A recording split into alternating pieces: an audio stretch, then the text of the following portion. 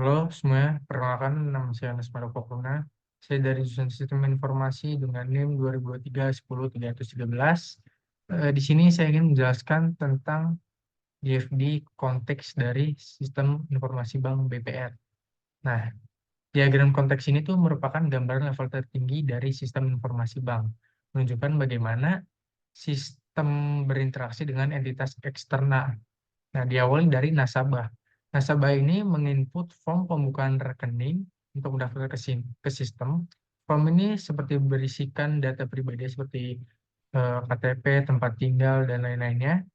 Dan outputnya adalah buku tabungan dan nomor rekening dari sistem. Dan entitas kedua yaitu teller. Teller menempatkan slip setoran untuk memproses transaksi keuangan dan outputnya adalah bukti transaksi untuk nasabah dan data transaksi harian ke sistem. Kemudian entitas ketiga ada CS atau Customer Service. Customer Service ini menginput form pembukaan rekening baru dan outputnya adalah data rekening baru terdaftar. Selanjutnya ada entitas Back Office.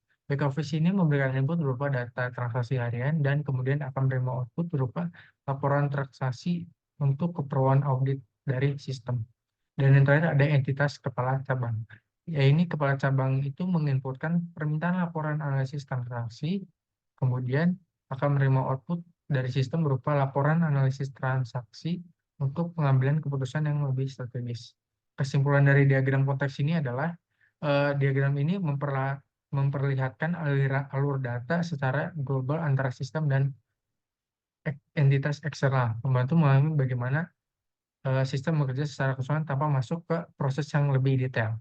Nah, ini selanjutnya menuju proses yang lebih detail lagi, yaitu di level 0, di mana DFD level 0 ini merupakan memecah proses utama di dalam sistem menjadi beberapa subproses. Subprosesnya adalah ini, yang pertama adalah 1.1 pembukaan rekening, yang kedua ada 1.2 penyetoran uang, dan 1.3 yaitu proses laporan.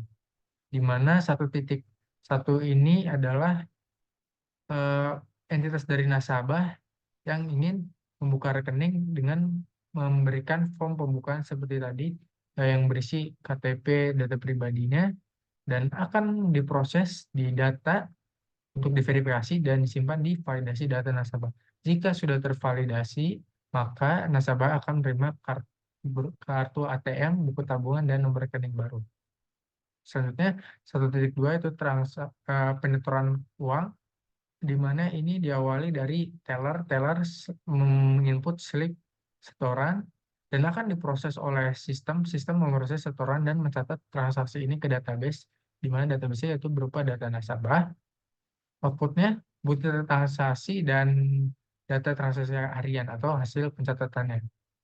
Dan yang terakhir itu proses dari 1.3, yaitu proses laporan.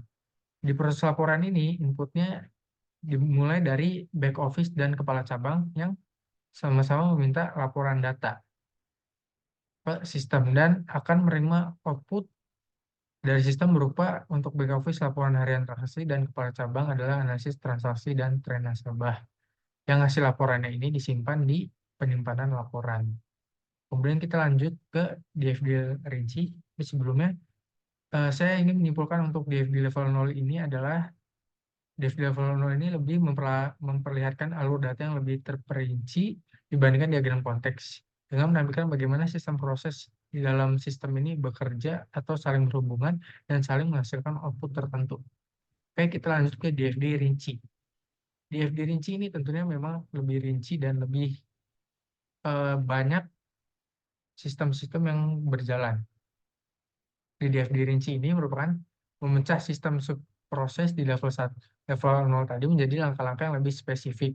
Misalnya proses 1.1 itu dapat dipecah menjadi pembukaan rekening, proses sistem 1, dan seterusnya sistem 2, sistem 3. Untuk arusnya ini, yang pertama itu seperti tadi, validasi data nasabah. Inputnya itu berupa form pembukaan rekening dan KTP atau data pribadi dari nasabah, kemudian output yang diterima dari nasabah sama data nasabah,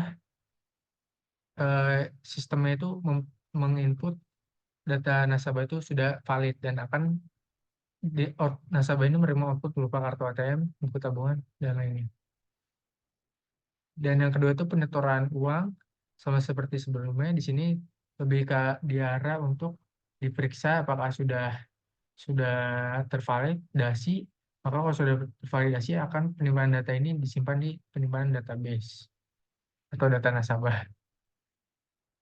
Kemudian dan juga ini penyetoran uang ini akan diberitahu untuk customer service untuk data rekening baru.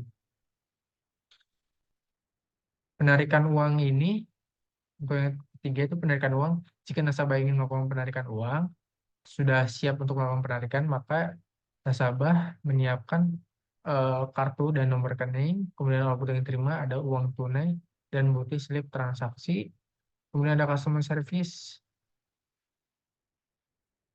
ya customer service sudah. Kemudian untuk laporan, back office menginput laporan data dan outputnya sama, laporan harian transaksi, sama seperti sebelumnya, hanya tidak saling berkaitan dari sistem yang sebelumnya. Sekian penjelasan dari saya. Terima kasih.